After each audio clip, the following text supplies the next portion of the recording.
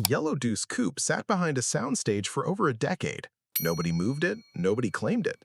It just sat there. Because the film it starred in had already made its money and the car was never anything more than a prop line item to the people who owned it. That's the part nobody tells you about movie cars. The camera doesn't care what happens after it stops rolling. Once a production wraps, these vehicles get sold off, scrapped, forgotten, or simply left somewhere until somebody needs the space. What you're about to hear are 9 stories about what happens after that. 9 hot rods that were built by hand, filmed, discarded, and then, against every likelihood, found again. Some were rescued from actual decay. Others were saved by a single owner who never let go in the first place. Every one of them still exists today. None of them survived because a studio thought they mattered. Milner's Deuce Coupe, American Graffiti, 1973. The car cost $1,300 off a used lot in California. That's it. That's what it takes to buy the single most recognized hot rod in American film history, if you're buying it before anyone knows what it's going to become. George Lucas wanted a down-and-dirty street racer for his film about one long night of cruising in 1962 Modesto. The production stripped the fenders off, chopped the grille, dropped in a 327 with 6 carburetors, and painted the whole thing a yellow so bright it reads as a character in its own right. On screen, it's the fastest thing in the valley. Off-screen, it was a rag, Lucas's own word for it, built fast, cheap, and without much reverence for what it was becoming. When filming wrapped, the coupe went back to the studio lot, and it stayed there. Reports place it sitting for years unclaimed alongside the other graffiti cars until the transportation manager quietly sold it off. It passed through at least one owner in Kansas City before Rick Figari, a San Francisco firefighter, bought it in the mid-1980s. Figari popped the trunk. Inside, untouched since 1973, were the piston-shaped gearshift knob and a license plate reading THX 1138, a nod to Lucas's first film, planted by the crew and then simply left behind. Nobody had bothered to remove it. Nobody had thought it was worth remembering. Figari still owns the coupe. 4 decades later, he tours it to hot rod shows, and he says he's still amazed every time by how people react to a car built for $1,300 as a throwaway prop. Greased Lightning, Grease, 1978. Kanicki's convertible starts the film as junk, cracked windshield, missing parts, the kind of car a shop teacher makes fun of in front of the whole class. Then the T-Birds sing about what it could become, and for 3 minutes it is. Chrome-plated rods, hydraulic lifters, fins, and a plexiglass hood over an engine that exists only in the fantasy sequence. Legendary movie car builder Eddie Paul built dozens of vehicles for the production, including multiple versions of this one. Some were stunt cars, built to take damage and get discarded. Others were built to be photographed up close. The specific 1948 Ford Super Deluxe that carried the Greased Lightning identity, cataloged as 89A-76B, is distinct from a related Ford used for the film's White Lightning sequences, and the two have been confused by fans for decades. What's confirmed is this: the car survived. It resurfaced at auction years later, its provenance backed by documentation from Paul himself. What isn't fully settled is exactly where it lives today.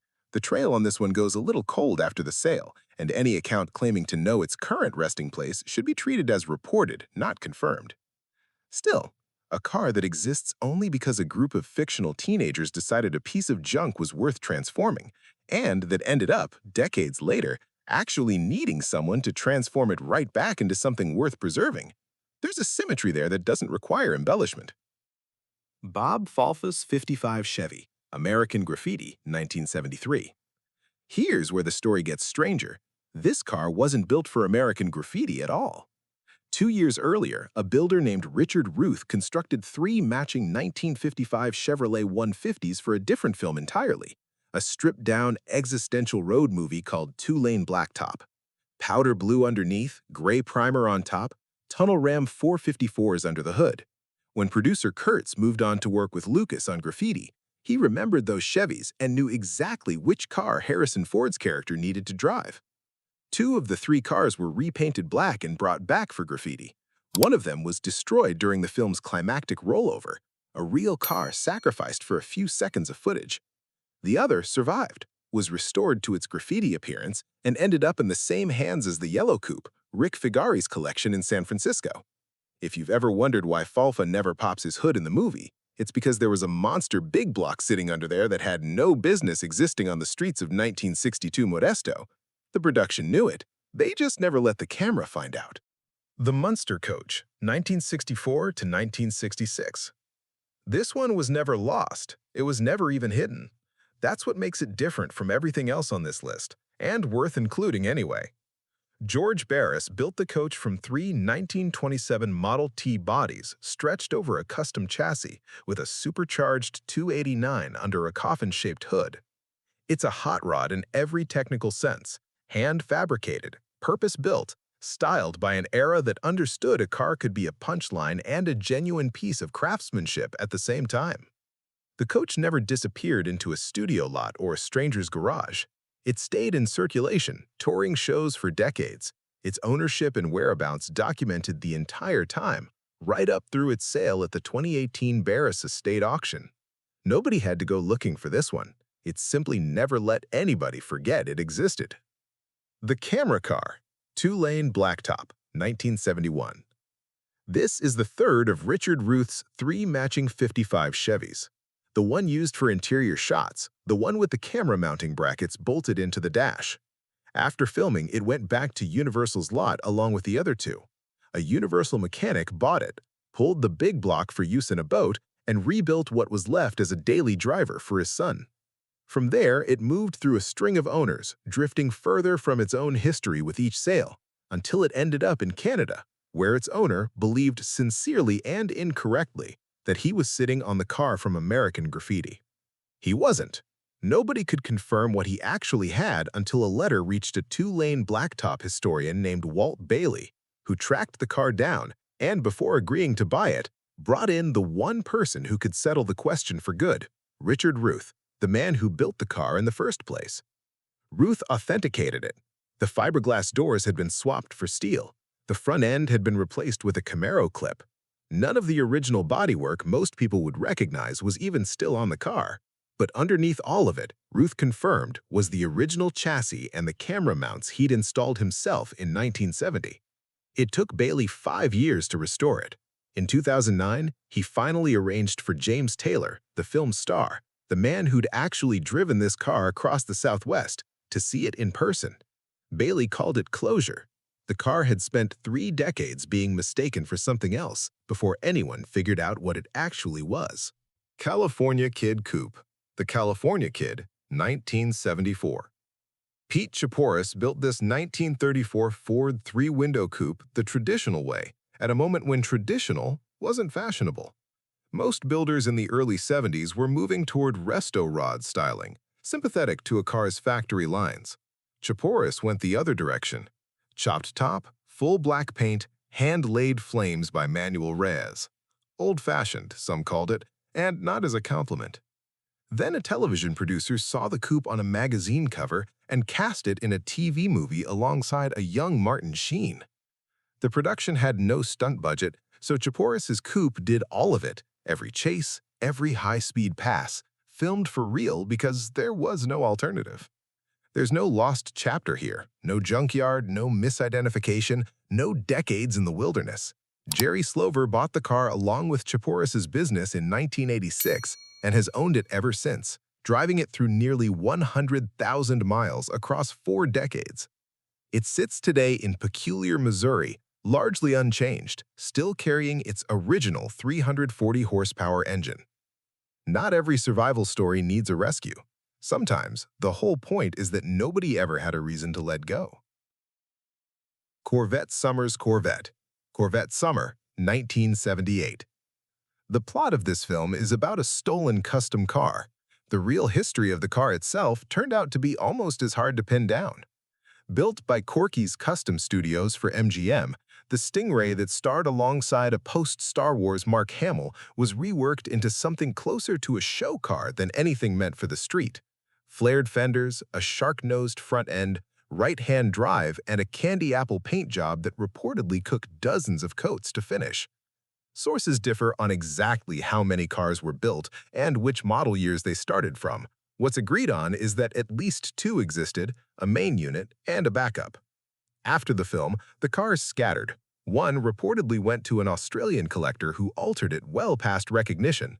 The other passed through the hands of Mid-America Motor Works before landing eventually in a private collection. A mold of the body made its way to the National Corvette Museum's collection, separate from either car. The exact chain of custody on this one remains murkier than most entries here, the kind of story where enough of the pieces are confirmed to know the car survived, but not clean enough to draw a single confident line from set to garage. Project X, The Hollywood Nights, 1980. Before this yellow 57 Chevy ever appeared on screen, it had already lived an entire life.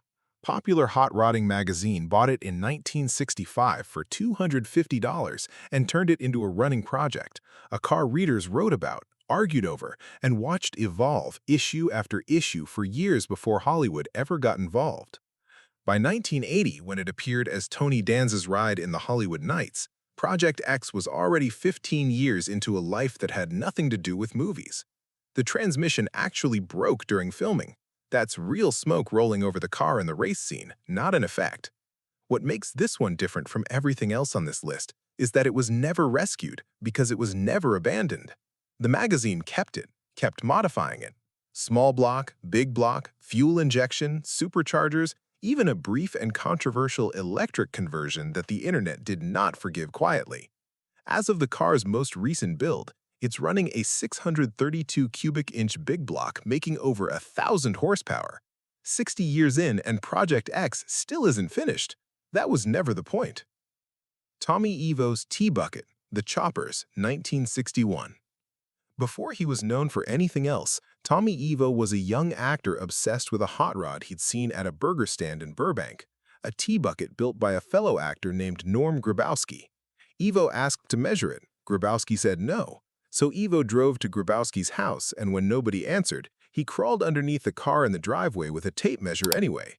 He built his own version from parts pulled out of the Mojave Desert, a body he found with a yucca tree growing straight through it, a Model A pickup bed grafted onto the back, and a Buick nailhead he built himself with help from legendary engine man Max Bulchowski. The car appeared in The Choppers and in Drag Strip Girl, and it ran consistent 11-second quarter miles at the drag strip, a genuinely fast machine wearing a show car body. Then it disappeared into someone else's vision entirely. Evo sold it, a second owner modified it. By 1962, it belonged to Hy Rosen, who took it to George Barris and had it reworked into a glitzy showpiece. More chrome, a different color, an interior built for spectators rather than drivers. The original car, the one Evo had built with his own hands, was buried under someone else's idea of what it should look like. Decades later, Hy's son, Jack Rosen, decided the car deserved to go back. Working from an old Hot Rod magazine feature as a guide, builder Ron Jones stripped away the Barris-era additions and reconstructed the original specification piece by piece.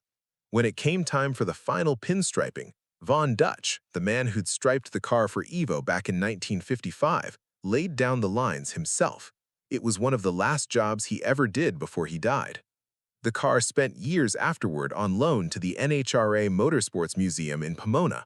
Today, it sits in Jack Rosen's garage, restored not to what someone else made it, but back to what it originally was. None of these 9 cars survived because anyone was required to save them. No studio archived them, no law protected them. A firefighter bought a Coupe because he liked the way it looked. A historian spent 5 years chasing down a Chevy that a stranger in Canada had misidentified. A magazine just never stopped tinkering with a car it bought for $250 in 1965. That's really the through line here, if there is one. Hollywood built these cars to serve a few weeks of filming and then walked away without a second thought. What happened after that had nothing to do with the industry that made them famous. It came down to individual people, mechanics, collectors, sons finishing what their fathers started, who looked at a piece of forgotten metal and decided on their own that it was worth the trouble. If you're chasing something like this yourself, trying to verify whether a car you found is a real survivor or a well-built tribute, the difference usually comes down to the details nobody thinks to fake. The mounting brackets, the chassis stamps, the people who were actually there and are still around to look at it and tell you the truth. That kind of verification takes real digging. It's the same work that found 9 of these cars in the first place. Nobody required any of it. That's the part worth sitting with.